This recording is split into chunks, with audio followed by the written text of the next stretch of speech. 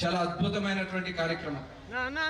ఇది చేయాలంటే అది ఒక్క కూటమి ప్రభుత్వంకే సాధ్యమవుతున్న విషయాన్ని సందర్భంగా తెలియజేస్తాను. ఈనాడు ఈరోజు మనం చూసుకుంటే ఆనాడు చంద్రబాబు నాయుడు గారు ముఖ్యమంత్రిగా ఉన్నప్పుడు అనేక కార్యక్రమాలు చేశాం. అనేక పుష్కరాలు కానీ ఇలాంటి అనేక కార్యక్రమాలు చేశాం.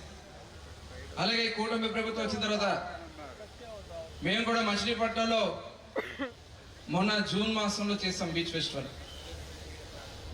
తొలిగా అక్కడే స్టార్ట్ చేసాం. చాలా అద్భుతంగా ఏర్పాట్లు చేయడం జరిగింది. తర్వాత విజయవాడ ఉత్సవం జరిగింది. అదేవిధంగా విశాఖ ఉత్సవం, మొన్న విశాఖ అనకాపల్లి ఉత్సవాలు జరిగినాయి. ఇవన్నీ కూడా చేయడానికి గల కారణం ప్రజల్లో ఒక నూతన ఉత్తేజాన్ని తీసుకురావడానికి.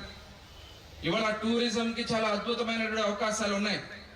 ఇవాళ సింగపూర్ లాంటి ఒక ఐలాండ్ అది. ఇవాళ సింగపూర్ అంత అద్భుతంగా అభివృద్ధి చెందిందంటే దానికి కారణం అక్కడ తీసుకున్నటువంటి టూరిజంలో తీసుకున్నటువంటి నిర్ణయాలు.